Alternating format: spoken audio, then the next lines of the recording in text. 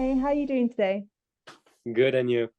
I'm very good, thank you very much. Congratulations. This is an incredible film adaptation of one of my favorite texts. So you did Thank you.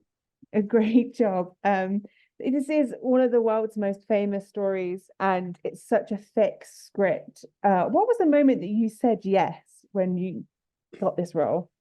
I have no merit at all. I said yes straight away. I didn't even read the script. Like you, I was a big fan of the novel, and therefore, when you hear that in your actor's life, that someone wants to make this movie, I mean, it's such a huge opportunity, and I just felt like I was really lucky that they chose me and they thought about me for such a complex and beautiful and tragic part. So I said yes straight away without even reading anything. I can imagine that's what I'd be the same. I'd be like, yeah, I'm there. I'm Count of Monte I Cristo. Yeah, mean, of absolutely. course. Yeah. And how do you even begin, like you said, to tackle such an enormous role that has such different facets going on in his journey is so incredible. How do you start?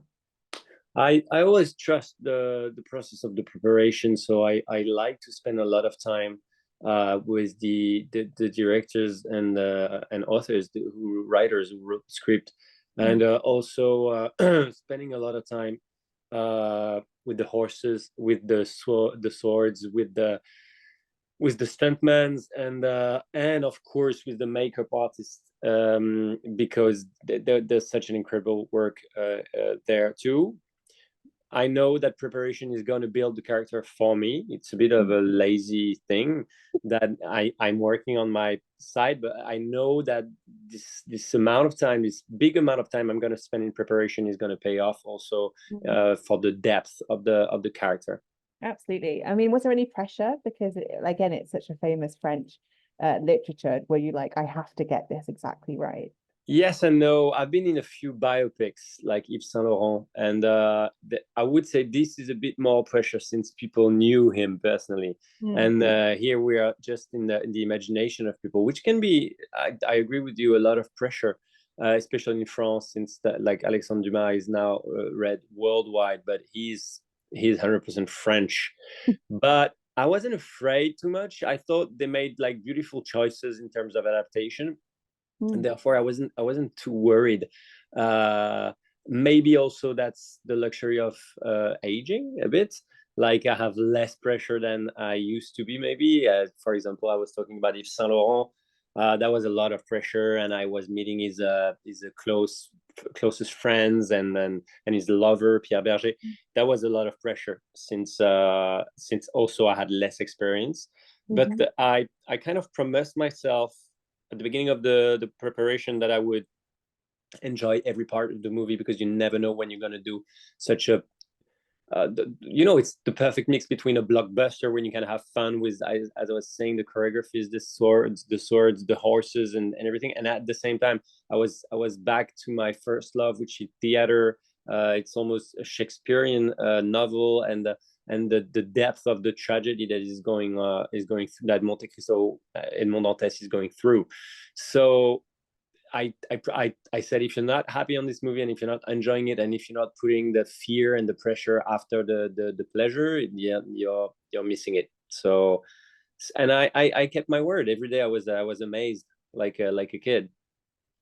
Amazing. And I mean, it really comes through. One of the things that I love about your performance is how, even though you've got the aging, you can hold the gravitas, his spirit is aged and old. And you go from this like young, kind of like naive person to this man who's just been brutalized. And I was Mm. wondering if you could talk about that kind of journey of being able to possess an older figure who has been through such tragedy. That's why this part is gold. It's because you have to go through all that stages. It's almost like symbolically all the stages of a life, or let's say a sad life with a lot of traumas, of course. But I think even it's kind of metaphysic for me. It's you learn from pain, and how do you gonna transform this pain, and the choices you make out of this painful journey. There is something about life itself that is so deep and interesting in Monte Cristo's journey. I loved working on this. I had to choose how can I have almost like 4 different stages of just Edmond Dantès in the movie. And plus after this, by layer, I was building the Monte Cristo, and then other characters that is pretending to be. It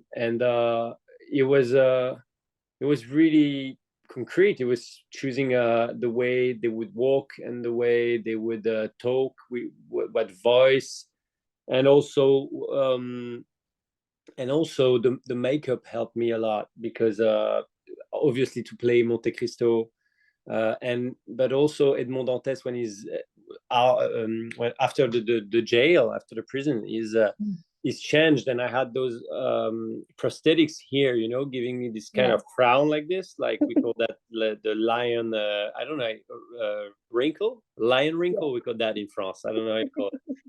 I like that because I thought, I looked a bit like a Scorsese actor, like Robert De Niro and DiCaprio. They have this in common, and I liked it because I was supposed to be a bit older, and it worked for me. But all those little things added up, and it was really a step-by-step, layer-by-layer work. Absolutely. And you touched upon the makeup there. I mean, some of the disguises, I think I wrote down that it felt like Mission Impossible, but in like the 19th century Mission Impossible, all the disguises. Yeah. How was it getting those on? Because in some of them, I didn't even recognize it as you. And it took me like a couple of minutes to be like, oh my God, it's him. That's exactly what we wanted. So that's good if it worked. Some people still telling me here in France, like, I'm like, yeah, when I'm doing this character, this one. And they're like, no, that wasn't you. I'm like, yeah, it's part of the story. You didn't get that? They're like, it was you. I'm like, yeah. And there's still some people who didn't catch it. The makeup was a big part. It was the first time we wanted to do an adaptation of Monte Cristo, with really going really far in the transformation to be as logical, I would say, and realistic as it could be. If you're coming back even like 15 years after you left your family and your lover, I think they would recognize you and your voice and everything if you came back. So we thought, we're not just gonna do this thing where he's just wearing a new mustache or a wig and nobody recognizes him. So we spent a lot of time with Pierre Olivier Persin, which is an amazing makeup artist working. He worked on I never watched that show, but with the dragons. I'm sorry, I'm so bad. With the dragons on HBO. Anyway, and he worked recently on The Substance. He's really good, and he definitely helped me projecting myself in the part and understanding which voice and how should I walk and everything. So the time I spent, the long time I spent in his makeup chair, it definitely worth it. Amazing. And that's all the time I have. So thank you so much for talking. Thank you so much, Sarah. This is such an incredible role, and you did so well. Thank you so much. Means a lot. Ladies and gentlemen, you're watching Hey You Guys! Hey, you guys! Hey You Guys! Hey, that's what they all say. Hey You Guys!